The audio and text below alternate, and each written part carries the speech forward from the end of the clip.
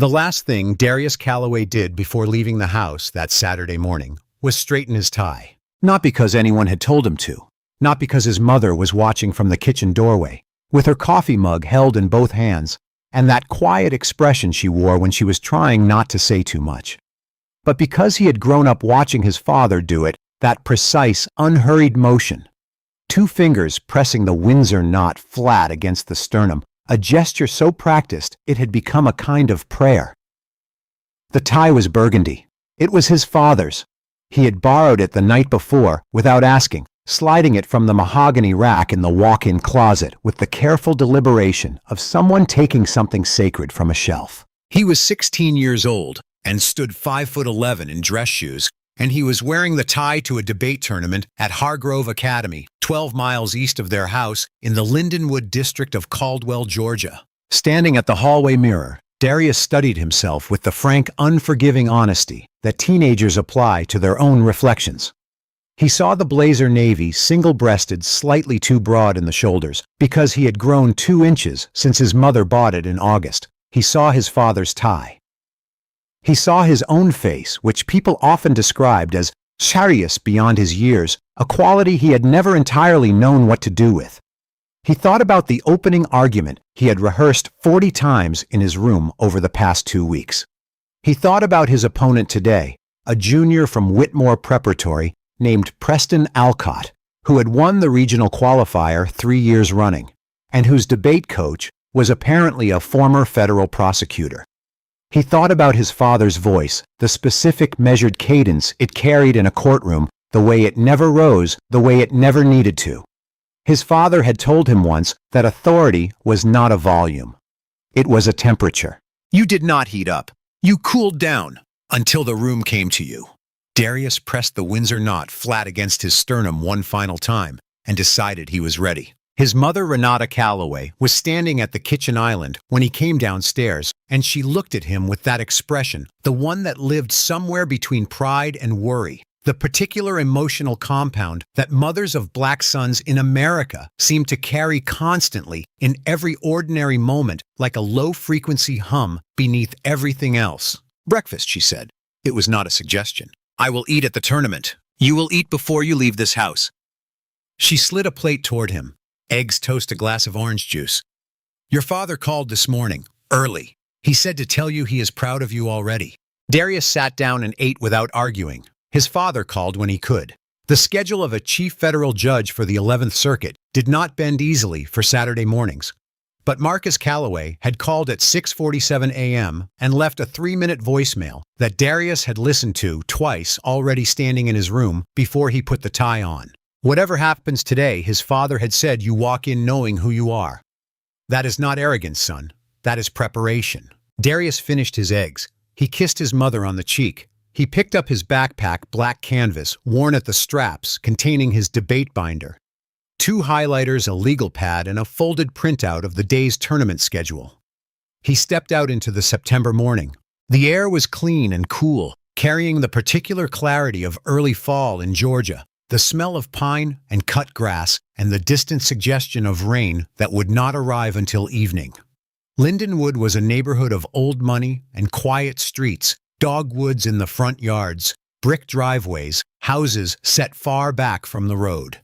The Calloway house sat at the end of a cul-de-sac on Whitmore Lane, a 4-bedroom colonial that Marcus and Renata had bought 11 years ago, when Marcus had just been appointed to the federal bench and Darius was 5 years old and more interested in the backyard than in the significance of the address. It was a 7-minute walk to the bus stop at Elmwood and Concord. Darius had made that walk 300 times. He knew every tree on it. The red oak at the corner of Whitmore and Aldridge that had been struck by lightning 2 summers ago and now grew at a slight angle, as if perpetually leaning into something invisible. The split-rail fence along the Harrington property, where the family's enormous golden retriever pressed his nose every morning through the bottom gap. The stretch between Aldridge and Monroe, where the sidewalk buckled from a root system underneath, and you had to step to the right or catch your shoe. The smell of someone's dryer vent on Concord, always warm, always carrying the scent of fabric softener. A small pocket of domestic warmth in the cool morning air. He walked it with the unconscious ease of complete familiarity. This was his neighborhood. He had grown up here. He had ridden his bike on these streets, had played pickup basketball in the driveway at the end of the block, had walked home from school in the rain, in the heat, in the gray February mornings when the world was the color of concrete. He belonged here in the way that you belong to a place when it has become part of your internal geography, when you navigate it not by landmarks, but by memory. He was 2 blocks from the bus stop when the cruiser appeared. It came from a side street Concord branching left toward the commercial strip, and it moved slowly, the way police cruisers move when they are not responding to anything specific, but are instead engaged in the particular practice of watching. The vehicle was a Caldwell County Sheriff's Department patrol unit, white with a blue and gold stripe along the side, and it rolled to a near stop behind Darius before he heard it. He heard it before he turned, the engine idle. Then the crunch of tires against the gutter strip. Then, before he could fully process the proximity, the sudden harsh burst of the PA system. "Hey, stop!" Not "excuse me," not "sir," not a human inflection of any kind. Just the blunt command stripped of everything except authority, directed at a 16-year-old boy in a navy blazer and his father's tie, walking to catch a bus on a Saturday morning in the neighborhood where he had lived for 11 years. Darius stopped. The physical response was instantaneous. A full-body halt feet planted every voluntary muscle, bracing against something that felt like electricity. Without the current, the preemptive anticipatory freeze of a body that knows before the mind has fully caught up that something is wrong. He felt his heart rate climb. He felt the specific cold that moves through you in moments like this, not from the temperature of the air, but from somewhere inside the chest, a cold that his father had once tried to describe to him in careful, measured words when Darius was 13 and asked about it directly. His father had been quiet for a long moment before answering. "It is fear," Marcus Calloway had said, "and there is nothing wrong with feeling it. The question is what you do with it in the next 30 seconds." Darius stood very still and did exactly what his father had taught him to do. He raised his hands slowly, palms forward, fingers spread. He turned without sudden movement. He kept his face neutral and his voice level, and he let his body communicate the single most important thing it could communicate in this moment: I am not a threat. There were 2 officers in the vehicle. The one who stepped out first was a large man in his mid-40s, crew-cut square jaw, the particular physical bulk of someone who had been athletic once and carried it differently now. His name tag read Sloan. He walked toward Darius with his thumbs hooked in his belt and the specific deliberate slowness of a man who wanted the distance covered to feel like a demonstration. The second officer, younger mid-20s leaner, a name tag reading Birch, stepped out from the passenger side and moved to the far edge of the sidewalk, positioning himself at an angle. A flanking maneuver. Darius recognized it for what it was. "Where are you headed?" Sloan said. "Bus stop at Elmwood and Concord," Darius said. "I am going to a debate tournament at Hargrove Academy." Sloan looked at him for a long moment. His eyes moved slowly from Darius's face to the backpack, to the blazer, to the tie, and back to his face with the particular scanning quality of someone performing an assessment they had already completed before they started it. "You live around here?" "Yes, sir. Whitmore Lane, end of the cul-de-sac." "Which house?" 42 Whitmore Lane. Sloan tilted his head slightly. It was a small motion, but it communicated something unmistakable: disbelief, dressed as skepticism, the raised eyebrow of a man who had decided something and was now performing its confirmation. "That is the Calloway house," he said. "Yes, sir. You a Calloway?" "Darius Calloway. I live there with my mother." "Where is your ID?" "In my backpack, sir." "May I reach for it?" Slowly. Darius unzipped the side pocket of the backpack slowly, as instructed, with both hands visible, and removed his Hargrove Academy student ID. He held it out. Sloan took it. He looked at it for 3 seconds, then handed it to Birch, who looked at it for another 3 seconds with the expression of someone looking for something wrong and frustrated at not finding it. "This is a school ID," Sloan said. "You got anything else?" "I am 16. I do not have a driver's license." "You got a problem with answering questions?" "No, sir." And he kept his voice exactly where his father had taught him to keep it. Sloan stepped closer. He was now perhaps 4 feet away, and the proximity was deliberate, the invasion of space as assertion of dominance, the physical grammar of power testing itself against stillness. "We got a call about a black male in this area matching your description. Someone breaking into cars on the 2800 block of Aldridge." Darius said nothing for exactly 3 seconds. He was wearing a navy blazer dress slacks and his father's burgundy tie. He was carrying a debate binder and a legal pad. "I have been on Whitmore Lane," Darius said. "I just left my house 5 minutes ago."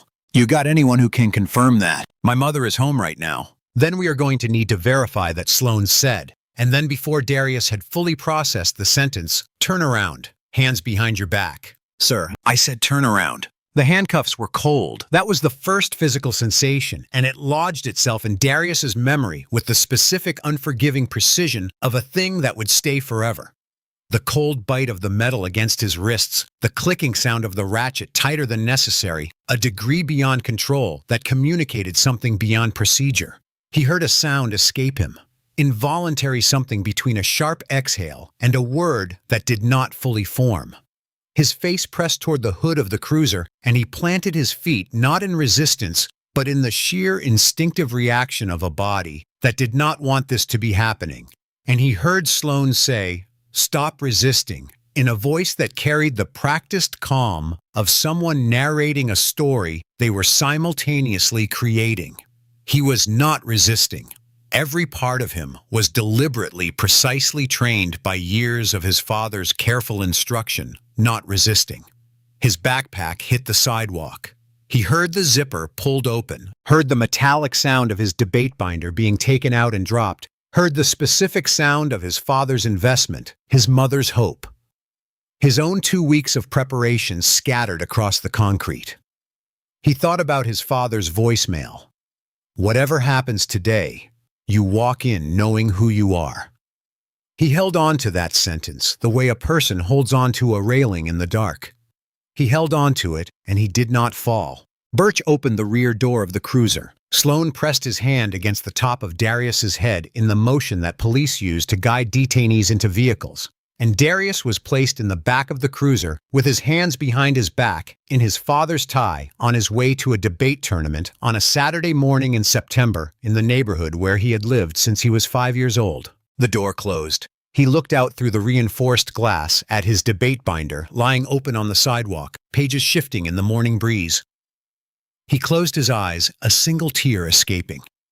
He was terrified, but beneath the terror, a thought arrived fully formed and entirely calm.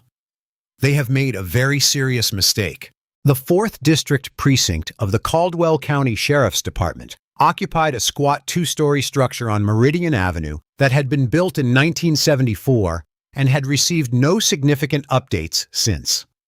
The parking lot was cracked asphalt. The waiting area smelled of fluorescent light and old carpet, and the intake desk was staffed on Saturday mornings by a clerk named Deborah Marsh, who had worked the weekend shift for 11 years and had developed the particular protective detachment of a person who processed a great deal of human suffering and had learned to file it carefully away. She looked up when Sloan and Birch brought Darius in. She saw a black teenager in a navy blazer and a burgundy tie, hands cuffed behind his backpack carried by the arresting officer. She registered the blazer. She registered the tie. She registered his face, which was calm, in a way that she recognized the controlled stillness of someone who had been taught to perform calm in exactly this situation, and who was now performing it with every cell of their body, while something else entirely happened underneath. She processed him with the machine's efficiency. Name Darius Marcus Calloway, age 16. Address 42, Whitmore Lane, Lindenwood. Charge suspected burglary, resisting officer. She noted the address. She looked at Sloan. She said nothing. Darius was taken to a holding room, not a cell technically, but a room with a locked door and a metal bench bolted to the wall, and a camera mounted in the upper corner. He sat with his back straight and his hands in his lap, the cuffs having been transferred to the front, and he catalogued what he knew with the methodical precision his father had always encouraged. He knew his rights. He had known his rights since he was 12 years old, not from a classroom, but from his father, who had sat with him one evening at the kitchen table after a news story had played on the television and had gone through the Fourth and Fifth Amendments with the same careful attention he brought to case briefs. You have the right to remain silent. You have the right to an attorney. You do not have to consent to a search. If you are detained, you may ask, "Am I free to go?" If you are arrested, you say nothing beyond your name and request your attorney immediately. His father had paused and looked at him across the kitchen table and said, "These are not just words, Darius. These are the architecture of the only protection you have in that moment. Learn them the way you learn anything worth knowing, completely." His father had also told him something else less official, more personal. "There will come a moment," he said, "when you will want to explain yourself, to appeal to reason, to convince them that they are wrong about you. Do not. Not because you are wrong and they are right, but because that conversation is not happening on equal ground, and you will not win it by arguing. You will win it by waiting." So Darius sat. He calculated. He had been detained at approximately 8:22 a.m.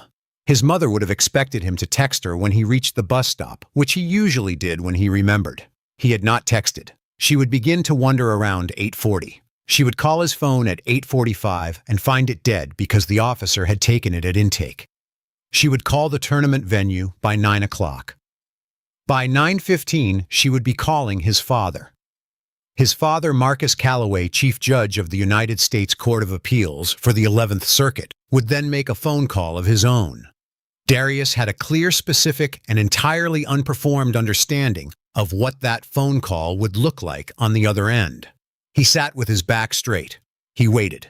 The holding room smelled of old disinfectant and stale air, the particular institutional odor that Darius would remember with precise clarity for the rest of his life, not because it was extraordinary, but because the mind in moments of high alert catalogs sensory data with unusual thoroughness, as if preparing documentation. The overhead light was a single fluorescent panel, one end slightly dimmer than the other. The metal bench was cold through his dress slacks. He had been in the room for approximately 23 minutes when he completed his initial assessment and transitioned to a different kind of waiting.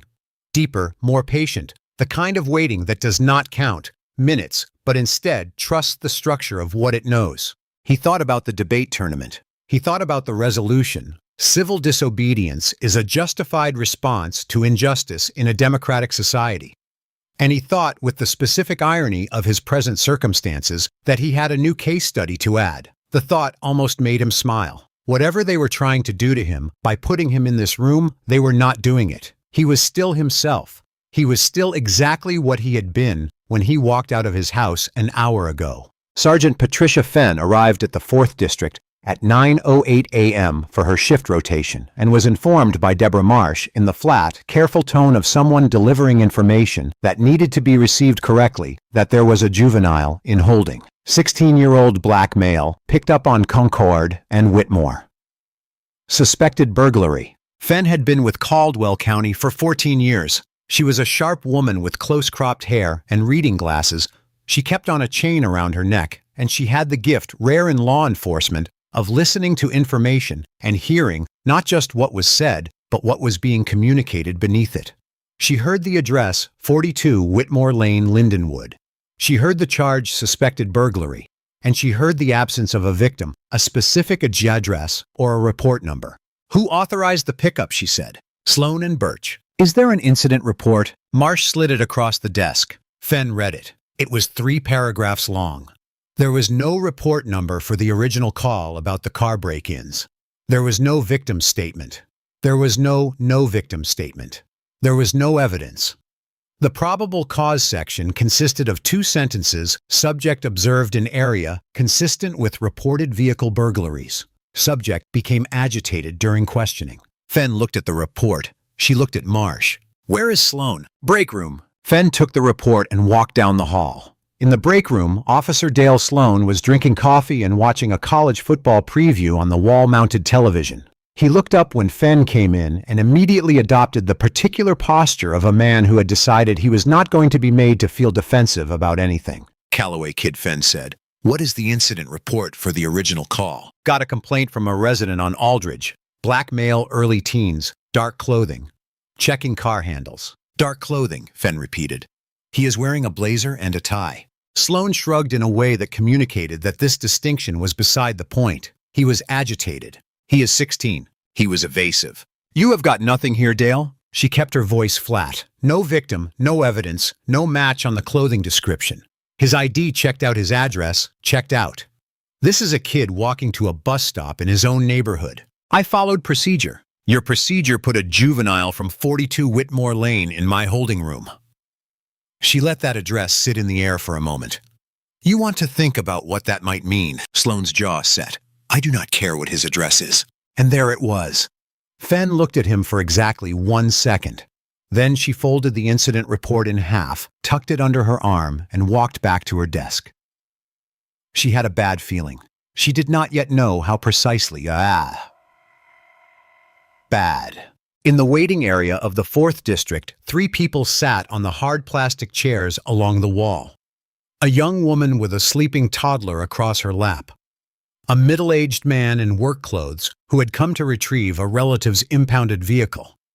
And a retired schoolteacher named Gloria Hampton, who had come in to file a noise complaint and had been waiting even longer, and who had heard through the glass partition and the general ambient noise of the building the words 16-year-old and Whitmore Lane, and had put down her reading material.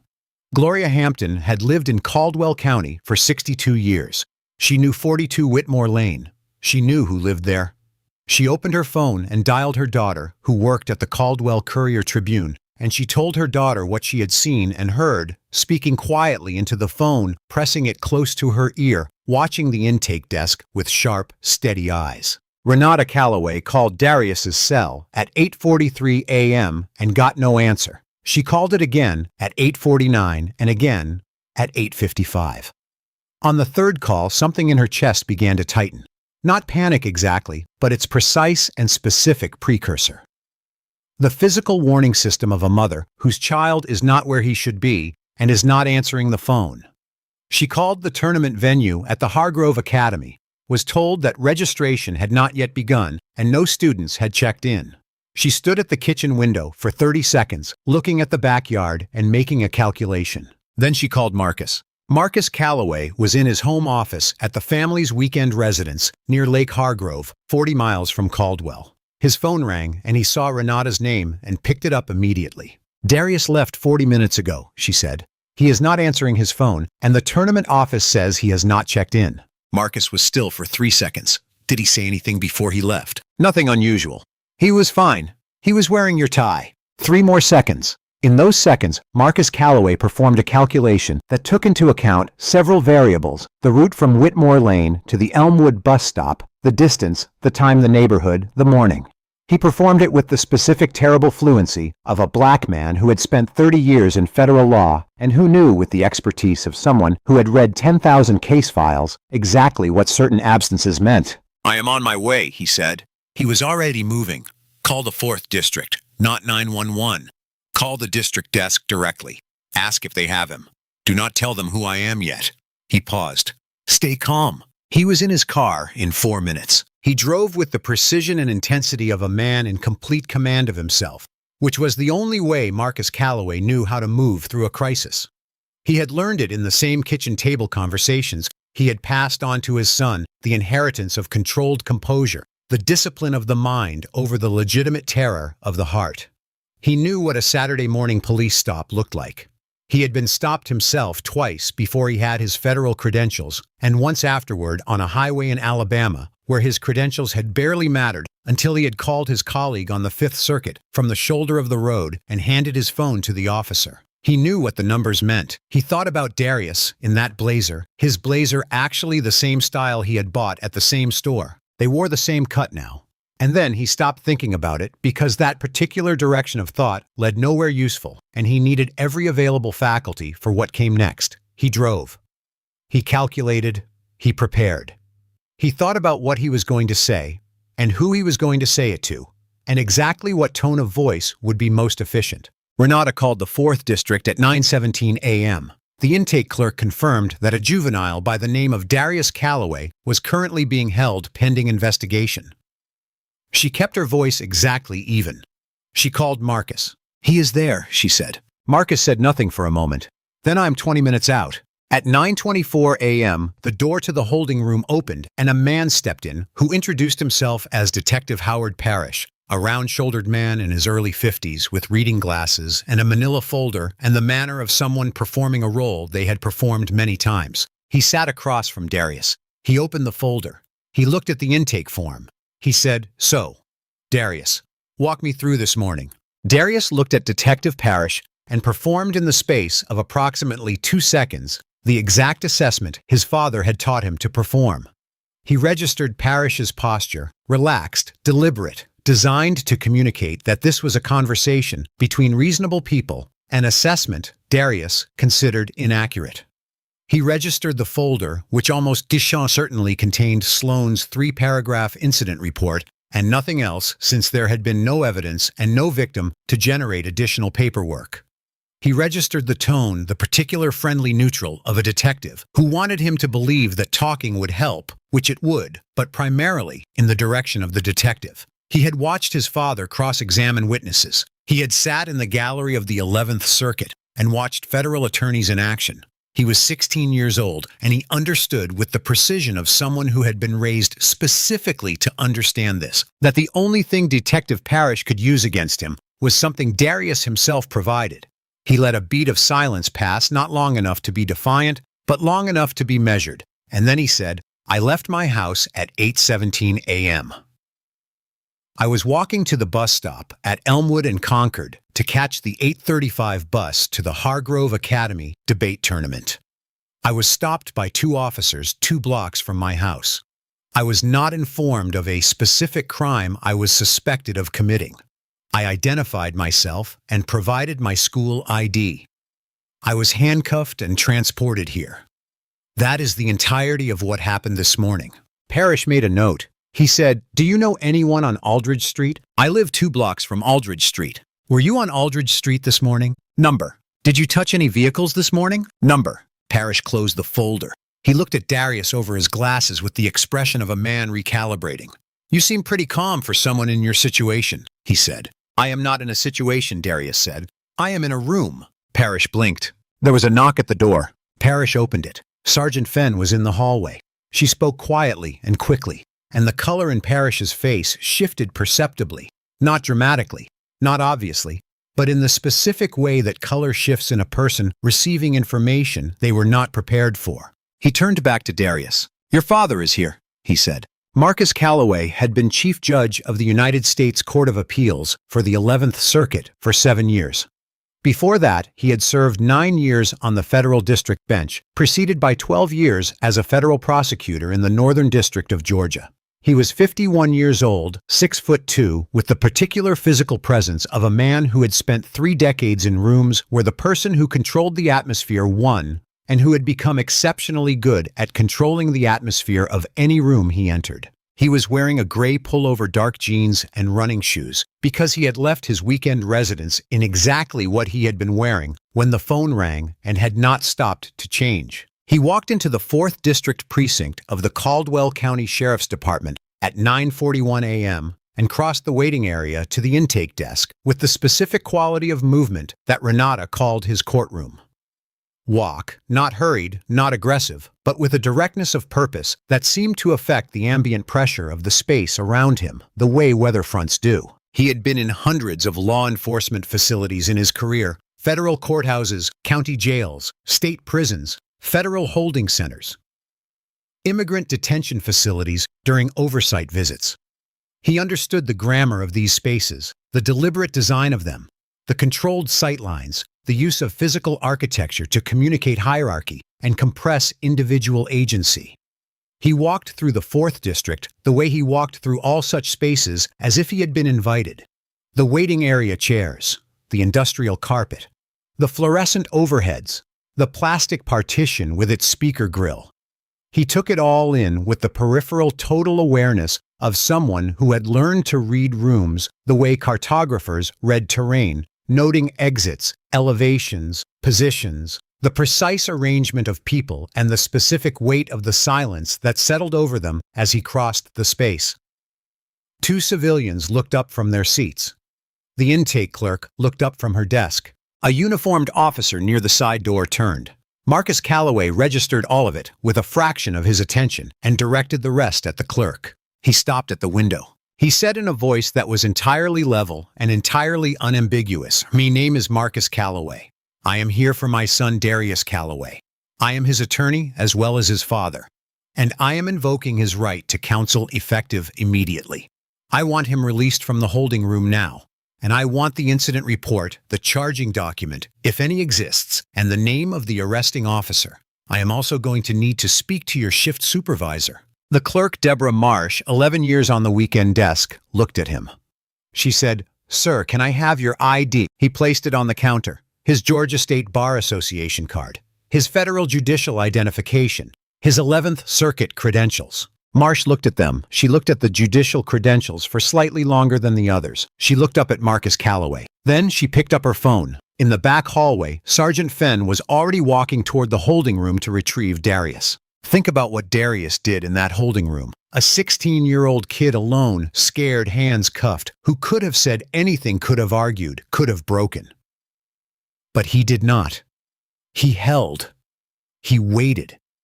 He trusted what his father had taught him. I want to ask you something. If you were in that room at 16, would you have been able to do that? What did the adults in your life teach you about moments like this? Drop your answer in the comments. I genuinely want to know. And if this story is landing differently than you expected, hit the like button right now. It helps this story reach people who need to hear it. The break room door opened at 9:43 a.m. Sergeant Patricia Fenn stood in the doorway. She did not say anything immediately. She looked at Dale Sloan, who looked back at her with the practiced mild defiance of a man who had decided this conversation was going to be the sergeant giving him grief about procedure and had already prepared his response. "You want to come out to the front desk?" Fenn said. "I am on break." "Now, Dale." Something in her voice. Not volume. Fenn never needed volume.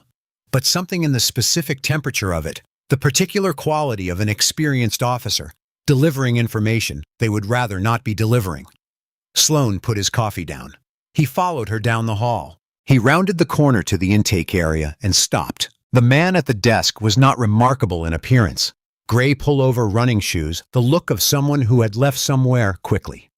He was standing with the straight-spined stillness of someone who had been waiting for exactly 15 seconds and had used each of those seconds productively. He turned when Sloan appeared in the hallway entrance. Sloan looked at him. Marcus Calloway looked at Sloan. It was from the outside a perfectly ordinary moment. A man at a desk, an officer in a hallway. Nothing had been said yet. No credentials had been displayed. But Dale Sloan, in the following 20 seconds, would later describe a specific sensation of the floor shifting under him.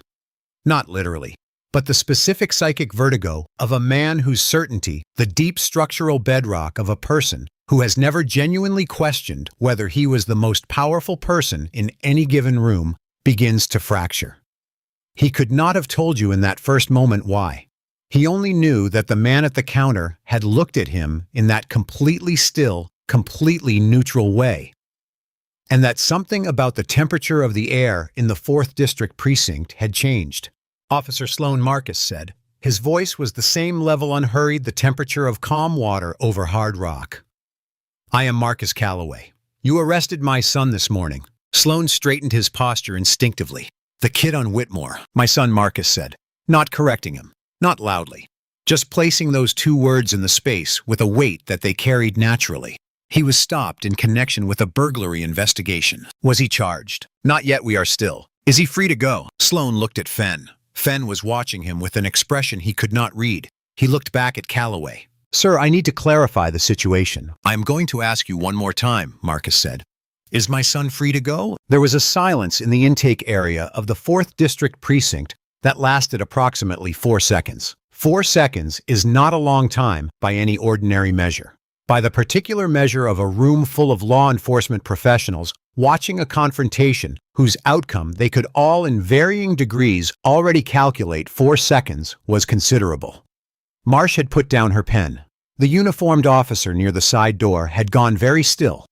Fenn was watching Sloan with the expression of a person watching someone stand at the edge of something and hoping they would step back. Sloan stood in the entrance to the hallway, and felt the 4 seconds pass through him with the specific quality of time experienced in a room where the stakes have clarified themselves completely. He had arrested this morning a black teenager in a blazer and a tie based on a 3-paragraph incident report with no victim and no evidence in a neighborhood where the teenager lived. And the man now standing at the intake counter was looking at him with an expression that contained no anger, no raised voice, no dramatic gesture of any kind, and was somehow, for this specific reason, the most serious thing Sloan had ever faced. He thought about the incident report. He thought about the 3 sentences of probable cause. He thought about the word agitated. He thought about the blazer and the tie. He thought about what he had said to Fenn. I do not care what his address is. He recognized with the specific clarity of a man looking at his own mistake from the inside that he had made one that was not going to stay small. Yes, Sloan said, he is free to go. Sergeant Fenn retrieved Darius from the holding room. He walked out into the hallway and saw his father and stopped for 1 second, not from surprise exactly, but from the specific physical sensation of a held breath releasing the involuntary exhale of a body that has been performing controlled calm for 81 minutes and has now received permission to stop. Marcus crossed to his son in 3 steps. He put both hands on Darius's shoulders. He looked at him, at the blazer, the cuffs of his shirt, the burgundy tie still straight, still pressed. He looked at his face. Something moved through Marcus Calloway's expression, not the composed judicial mask, but the raw, unmediated response of a father seeing his child after 81 minutes of not knowing, and then he controlled it because they were still in the room and control was still required. He would have time for the other thing later privately, where it belonged. You okay? He said. Yes, sir. He kept his hands on his son's shoulder as for one additional moment. Then, he turned back to the intake area. I want the incident report, he said to Marsh, both pages, and I want the badge numbers of the arresting officers. Marsh was already printing. Detective Parrish had appeared in the hallway. He looked at Marcus with the expression of a man attempting to calculate whether there was a version of this situation in which he emerged without liability and finding the calculus difficult. Mr. Calloway, he said, I want to apologize on behalf of— We will have that conversation at the appropriate time and in the appropriate setting, Marcus said. He took the incident report from Marsh. He looked at it for 45 seconds with the complete absorbed attention of a federal judge reading a deficient court filing. He looked up. He looked at Parrish, at Fenn, at Sloan, who had not moved from the hallway entrance. Then, with the specific deliberate motion of a man who has been waiting for the right moment, because he understands that timing is a form of precision, Marcus Calloway placed his federal judicial credentials flat on the intake counter. The credentials of a Chief Judge of the United States Court of Appeals are not a small thing physically. The credential case was black leather, embossed with the federal seal in gold, an eagle with spread wings, the scales of justice, the words United States Court of Appeals in a clean arc above it.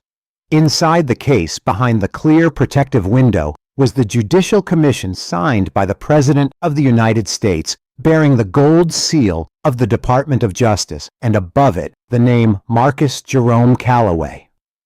In the clean official type of a federal appointment, followed by the title Chief Judge, United States Court of Appeals, 11th Circuit. The overhead fluorescence caught the edge of the gold seal, and it threw a small, precise point of reflected light across the intake counter. Marcus laid it flat. He did not hold it up. He did not announce what it was. He simply placed it on the counter with the unhurried certainty of a man placing the only card he needs to play, and let the room look at it. Marsh looked first. She had been in county law enforcement for 11 years, had processed an enormous variety of individuals through the intake system, and had seen federal credentials before. But she had never seen credentials of this specific tier. She looked at the gold seal, the federal eagle, the Presidential Commission, and the title, Chief Judge 11th Circuit, and something shifted in her expression, not dramatically, not performatively, but with the specific involuntary quality of a person absorbing information that recontextualizes everything around them. She looked up at Marcus Calloway. She looked at the incident report. She looked back at the credentials. She said nothing, but she set down her coffee mug with a very careful, deliberate motion, as if the surface beneath it had become uncertain. Parrish, standing in the hallway, craned to see the counter. He read the credentials. His face went the particular shade that faces go when a man realizes he has been talking to the wrong end of a power structure for 20 minutes without knowing it. He was a detective of 14 years' experience, and he understood federal judiciary, and he understood the 11th Circuit, and he understood in the rapid, nauseating calculation of professional consequence what it meant that the father of the juvenile, currently in his building's holding room, was the chief judge of the court that had appellate jurisdiction over every federal case in 6 states. Sloan in the hallway entrance could not see the counter from his angle. He took 2 steps forward to see what everyone was looking at. He looked at the credentials. He read them. He went the color of chalk. The room had gone completely quiet. It was the quiet of people who have received information that renders them still not the practiced silence of procedure, but the involuntary silence of cognitive recomputation, of people understanding all at once that the map they have been using does not match the terrain. Marcus Calloway stood at the intake counter and let the silence do its work. 5 seconds. He picked up his credentials. He looked at Sloan. Sloan's face had lost its earlier certainty entirely. What remained was the face of a man who had arrived at a destination he had not anticipated and who was now doing the specific mathematics of consequence with the specific expression of someone who does not like the answer. "I am going to need," Marcus said in the same level voice he had used from the moment he walked through the door, "a copy of your supervisory chain. Your internal affairs contact the name of your county legal counsel and the arresting officer's personnel file request procedure." He paused. "I assume you have a process for that," Parrish said quietly. "Yes, Judge." It was the first time anyone in the building had called him that. The waiting area of the 4th District Precinct contained at 9:48 a.m. 4 civilians: Gloria Hampton with her noise complaint, the young mother with the toddler, the middle-aged man waiting on his impounded vehicle, and a college-aged man who had come in to inquire about a parking citation. All 4 of them had watched in varying degrees of comprehension the events of the past 10 minutes. They had watched a man in a gray pullover and running shoes walk through the front door and say something to the intake clerk in a voice they could not fully hear, but whose quality they had registered, the specific quality of a voice that does not need to be raised to take up space. They had watched the clerk's expression change. They had watched the officer come out from the back hallway and the subsequent exchange. They had watched a teenager in a blazer and a tie emerge from the back hallway and be met by the man at the counter. They had watched the credentials placed on the desk. The young mother had stopped rocking her toddler. The college-aged man had put his phone in his pocket. Gloria Hampton, who had already called her daughter at the Courier-Tribune, was now texting her with the specific rapid focus of a woman for whom this story had just become significantly more significant. The middle-aged man in work clothes, who had said nothing for 45 minutes, said to no one in particular, in a low, quiet voice, "That is somebody." He was correct. Darius stood beside his father and said nothing. He was watching Sloan with the expression controlled neutral, the exact expression Marcus had taught him of someone observing something they have already processed. Marcus gathered the incident report and the officers' badge numbers from Marsh, who provided them with the mechanical efficiency of someone whose only available professional posture at this moment was complete procedural compliance. He placed a card on the counter, a federal court business card, his name, his title, his direct clerk's line, and said, "Someone from my office will be in touch on Monday." He put his hand on his son's shoulder. They walked toward the door. He walked beside his father through the waiting area and through the glass door and out into the September morning, and the air hit him clean and cool, the same air it had been an hour and a half ago when he had walked out of his own front door in his father's tie. He was still wearing the tie. The tournament had started 40 minutes ago. He thought about Preston Alcott and the federal prosecutor debate coach and the opening argument he had rehearsed 40 times. He thought about standing at the mirror and pressing the Windsor knot flat. He thought about the cold bite of the handcuffs and the sound of his debate binder hitting the concrete and the specific quality of Detective Parrish's face when he read his father's credentials. He walked beside his father across the cracked asphalt parking lot, and when they reached the car and his father opened the passenger door and then stood there without getting in. Just stood there, he knew why. His father put his arms around him. Not the firm hands-on shoulders contact of the hallway. This was the full embrace of a father who had driven 40 miles to reach his son, and who was now in the parking lot in the gray pullover and running shoes, briefly and completely, not a federal judge. Darius felt the specific weight of it, the accumulated weight of 81 minutes, and he let it pass through him and out the other side, which is what his father had taught him. 2. Feel it and release it, because the world does not pause and you are going to need every part of yourself for what comes next. He pulled back. He looked at his father. He said, "I think I missed my bus."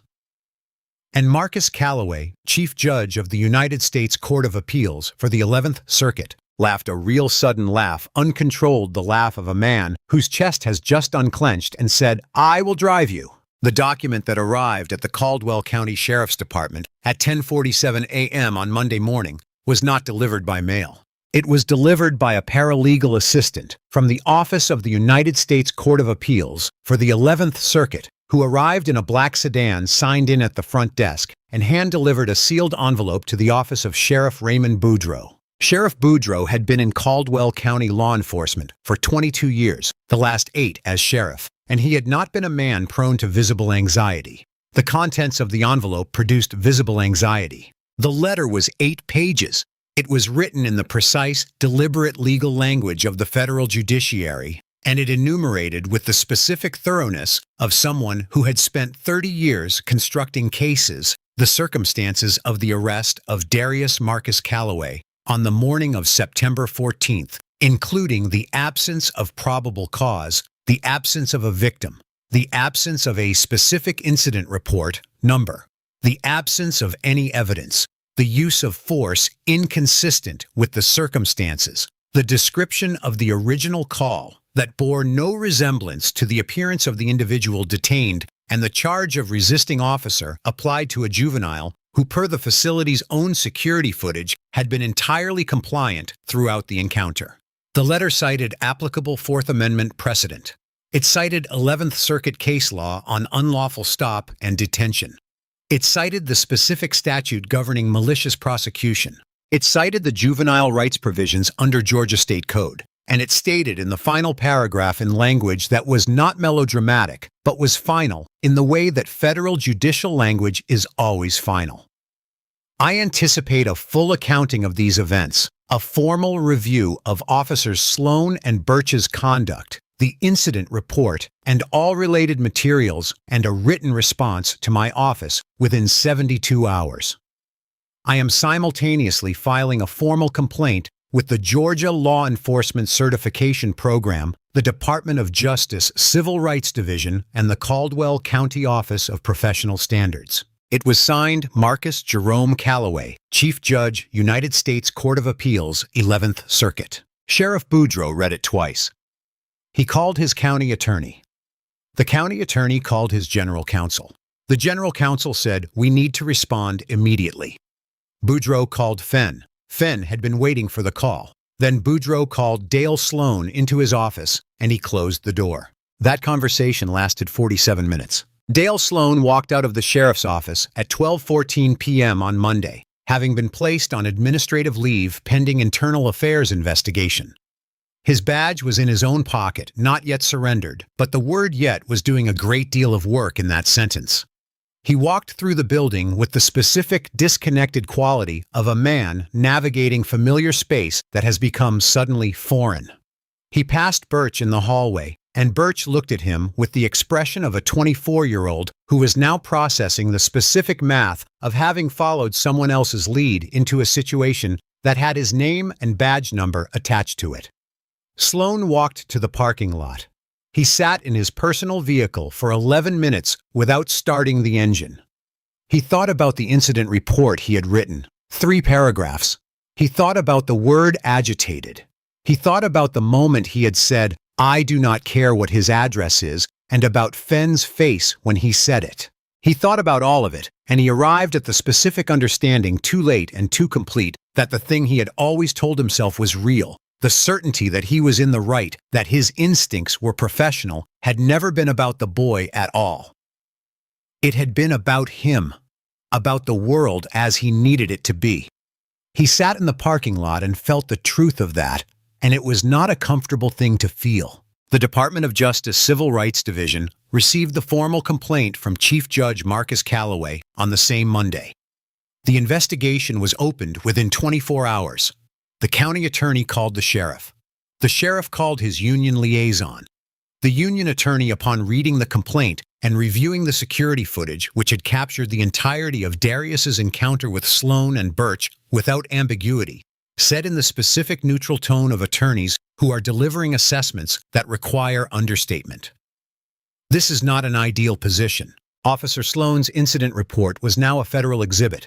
The footage of a 16-year-old boy in a blazer and tie, hands raised fully compliant, being handcuffed without cause on a sidewalk in his own neighborhood, was now a federal exhibit. The 5-second gap between the moment Sloan said, "Stop resisting," and the timestamp on the footage showing Darius entirely still was now a federal exhibit. The Caldwell Courier-Tribune published the story on Wednesday morning. Gloria Hampton's daughter, Angela Hampton Pierce, had been working the county government beat for 7 years and wrote with the particular quality of a journalist who had learned to let facts carry their own weight. The headline read, "Chief Federal Judge's Son 16 Wrongfully Detained, DOJ Opens Civil Rights Investigation." The story ran above the fold. By 11 a.m., it had been picked up by the Atlanta Journal-Constitution. By 2 p.m., it was on national wire services. By evening, it had been broadcast by 3 cable news networks, each of which showed the security footage, the 41-second clip of Darius Calloway in his navy blazer and his father's burgundy tie, raising his hands, fully compliant, being handcuffed on a Caldwell County sidewalk. The footage played on screens in diners and living rooms and hospital waiting areas and the lobbies of law firms across 6 states. A community meeting was organized for Thursday evening at the Lindenwood Community Center. 214 people attended, including the NAACP Legal Defense, Chapter 3 state legislators, and 2 retired federal judges who had served with Marcus Calloway and drove down from Atlanta to sit in the front row. Renata Calloway did not speak at the meeting from the program. She had come as a community member.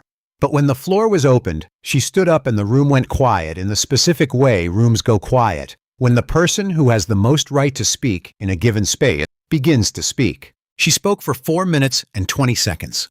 She did not describe the incident in procedural detail.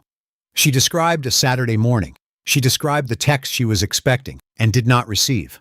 She described standing at the kitchen window doing the calculation. She described the 41 minutes. She used the specific concrete language of a mother, her son's blazer, his father's tie, the debate binder he had spent 2 weeks preparing, which had been found on the sidewalk by a neighbor and returned to them, its pages wind-wrinkled, the careful annotations in Darius's handwriting still legible. When she finished, there were people in the room who were not crying, but who were very quiet and very still. And there were people who were crying. And there were people who had the expression of someone who has just been shown something they already knew, but had needed to see again directly from this angle to fully understand. The Internal Affairs investigation concluded 11 weeks after the incident.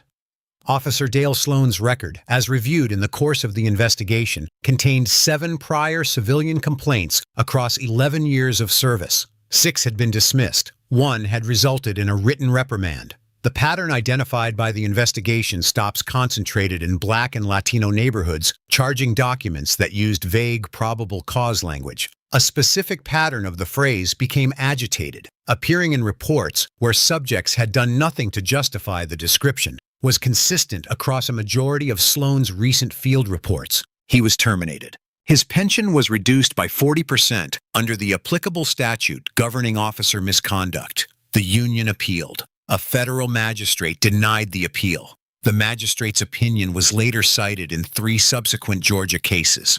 Bennett Birch was not terminated. After his 30-day suspension, he returned to duty on desk assignment, and then after 9 months of required counseling, community engagement work and performance review, to field duty under enhanced supervision.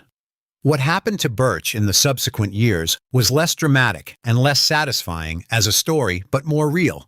He became a different kind of officer. Not overnight, not without backsliding, but with the specific, grinding, real-world difficulty of a person who has been shown something true about themselves and cannot unsee it. At a town hall 3 years after the incident, he stood in front of an audience of 200 people and said something that was not easy to say, and the room received it the way rooms receive things that cost something real. The county accepted the DOJ's consent decree in January, 7 months after the September incident. The consent decree required mandatory implicit bias training for all officers, an independent civilian oversight board with genuine authority to review complaints, revised, stop documentation requirements, a community liaison office, and quarterly reporting to the federal court. On the Saturday following the incident, Hargrove Academy held a rescheduled session of their debate tournament. Darius Calloway attended. He arrived 20 minutes early. He wore the navy blazer, the dress slacks, and his father's burgundy tie, pressed and straight. His opponent was Preston Alcott of Whitmore Preparatory. The resolution was civil disobedience is a justified response to injustice in a democratic society. Darius argued affirmative. The debate hall at Hargrove Academy was a repurposed lecture room with tiered seating and a small raised platform at the front where the two debaters stood at opposing podiums. The room held 47 people, tournament judges, coaches, student spectators, and 2 parents. Preston Alcott's father and Renata Calloway, who sat in the back row on the aisle side in a gray coat with her hands folded in her lap, and the expression she wore when she was watching something she could not help. The moderator called the round to order. Darius stood at the podium. He looked at his notes once. Then he set them aside. He looked at the judges. He reached up with a single unhurried motion and pressed his father's Windsor knot flat against his sternum. The room, for some reason, went very quiet. Then he began to speak. In the first minute, he established the logical framework of the resolution. In the second, he introduced the historical precedent. Burgundy, the Birmingham campaign, with the specific grounded precision of someone who had not looked up these names the previous week, but had known them for years. In the third and fourth minutes, he built the moral architecture of the affirmative case point by point, with the unhurried certainty of a mind that had been trained to construct arguments the way other minds are trained to build things with their hands. In the fifth minute, he anticipated the first negative response and pre-answered it with a case citation from the 11th Circuit. And in the sixth minute, with 40 seconds remaining, he said something that was not in his notes, that had not been rehearsed, that came from somewhere entirely his own. The question is not whether disobedience is comfortable. It is whether obedience in the face of injustice is justice. And I want to suggest, based not on theory, but on the specific, recent, and very personal understanding that comes from knowing what it feels like to stand in a room where you are assumed to be wrong before anyone has asked you a question, that sometimes the most powerful form of civil disobedience is simply refusing to accept the narrative that someone else has written for you. Refusing to become what they assumed you were. Insisting quietly and completely on being what you know yourself to be. He stopped. He looked at the judges. Renata Calloway in the back row pressed her fingers to her mouth for exactly 3 seconds. Darius won the round on a 3-0 judge decision. There is something in what Darius said at that podium that stays with you, refusing to become what they assumed you were. He was 16, and he understood something that takes most people decades to work out. Do you think that is something you learn, or something circumstances force you to understand? I want to hear your perspective in the comments, and if this story has been worth your time, please share it. Not for the algorithm, but because someone in your life might need to hear about a boy who kept his father's tie straight and his head up when the world told him to look down. He was 19 when he started his pre-law degree at Howard University. He was 19 when he wrote an essay for the Howard Law Review's undergraduate edition about the Fourth Amendment and juvenile rights that was cited within 8 months of publication in a law school seminar at Georgetown. and a continuing legal education presentation at the Georgia Bar Association. The essay was titled The Architecture of Reasonable Suspicion, Juvenile Fourth Amendment Rights, and the Documentation Gap. It was 12 pages fully cited and written in the clean declarative style of someone who had been taught by a federal judge to write legal prose before he was old enough to drive. The central argument was this: that the standard of reasonable suspicion, as currently applied to juvenile stop and identify encounters, had been stretched through a pattern of imprecise documentation and inadequate supervisory review well beyond the constitutional standard established in Terry v. Ohio, and that the gap between the documented justification and the constitutional requirement was largest precisely in encounters involving Black and Latino juveniles in predominantly white neighborhoods, encounters where the suspicion was least often documented and most often encoded in vague descriptive language that had no empirical reference. He called this the documentation gap. He proposed a specific policy remedy, mandatory objective specificity requirements, for probable cause documentation in juvenile stops with an independent review mechanism and a sunset provision requiring departmental recertification every 18 months. He was not yet 20 when the preliminary findings of his student-led compliance study, a project that reviewed publicly available data on juvenile stops in 5 Georgia counties, were presented to the Georgia Senate Judiciary Committee at the invitation of a state senator who had attended the Lindenwood community meeting. He was 20 years old when he sat across from his father at the kitchen table on a Sunday morning, the same kitchen table where Marcus had once walked him through the Fourth and Fifth Amendments, and his father slid a letter across the table. It was from the Innocence Project's national office. They had read the compliance study. They were inviting Darius to join their summer research team. The kitchen was bright on Sunday mornings, east-facing windows, a particular warm clarity of morning light on white walls, the smell of coffee, and the specific domestic quiet of a house that has been a home long enough that its silences are comfortable. Renata was in the garden. Through the window, Marcus could see her moving between the rose bushes she had planted in the fall after the incident and tended since with the focused, unhurried attention she applied to things that mattered. The letter was on Howard University letterhead and had been forwarded from the Innocence Project's New York office. Marcus slid it across the table without a word. He watched his son read it. He watched Darius's face as he read the same face that had watched him from the holding room door, composed and clear, and carrying something behind it that had always been there, but had been growing since shaped by the specific weight of what had happened and what had followed. Darius read to the end of the letter. He set it on the table. He looked at his father. Marcus looked back at his son, at the young man who had stood at a podium at 16 and said something true without being told, to who had turned a morning of injustice into a systematic study. "Well," Marcus said. Darius picked up the letter again. He looked at it. And then he picked up his coffee mug and he said in the same level, unhurried voice that had answered Detective Parrish's questions in a holding room on a Saturday morning, a voice Marcus recognized completely. "I think I should probably say yes." 3 years, 2 months, and 11 days after Officer Dale Sloan handcuffed a 16-year-old boy in a blazer and a tie on the sidewalk of Whitmore Lane, Darius Marcus Calloway sat in the gallery of the United States Court of Appeals for the 11th Circuit. He was there as a Howard University junior, attending an oral argument session as part of his constitutional law seminar. His father, Chief Judge Marcus Calloway, presided from the center chair of the 3-judge panel. Darius sat in the gallery with a legal pad and a pen the way his father had once sat in courtrooms with a legal pad and a pen before the bench had become his address. The case before the panel involved a Fourth Amendment challenge, a stop-and-frisk case from Atlanta, a young black man, 19, who had been detained without cause and whose resulting conviction was on appeal.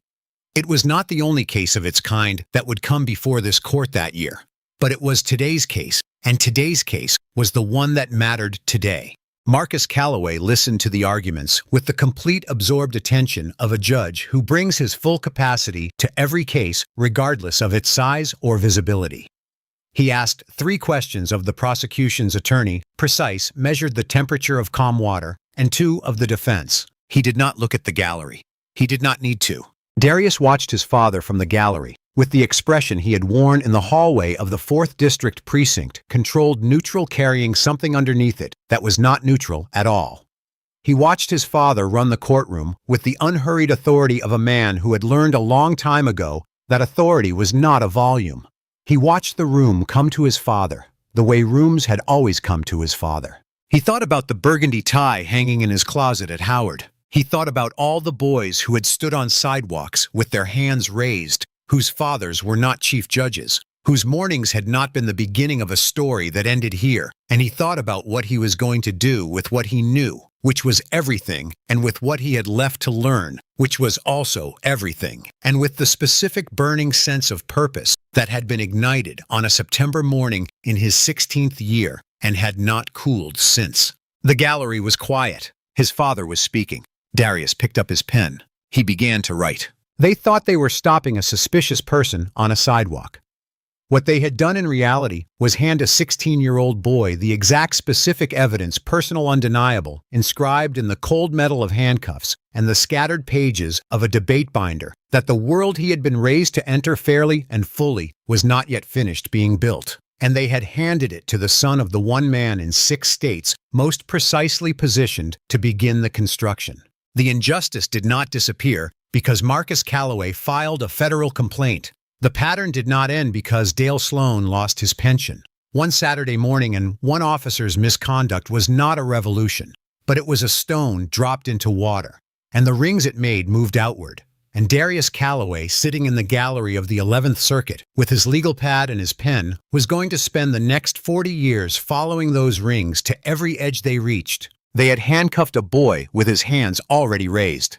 They had not known in doing so that they were handing him exactly what he needed to become the person he was always going to be. That is what happens when you mistake a boy for a problem. Sometimes you make him into a solution. If this story stayed with you, if the image of Darius pressing that Windsor knot flat before walking out into a morning that had no idea what was coming hit something in you, then please take 5 seconds and hit that like button. It costs nothing. And it means everything for stories like this one to reach the people who need them. Share this with someone who needs to believe that dignity survives. And subscribe our channel because we bring you these stories every week and the next one is already waiting. Thank you for watching with us. Stories like this one matter because the people in them are real. Not the names, but the truth underneath the names. You made it to the end of this story, and that means something. There are boys with their hands raised on sidewalks right now who need people like you to know that their story is not over. We are grateful you are here. See you in the next one.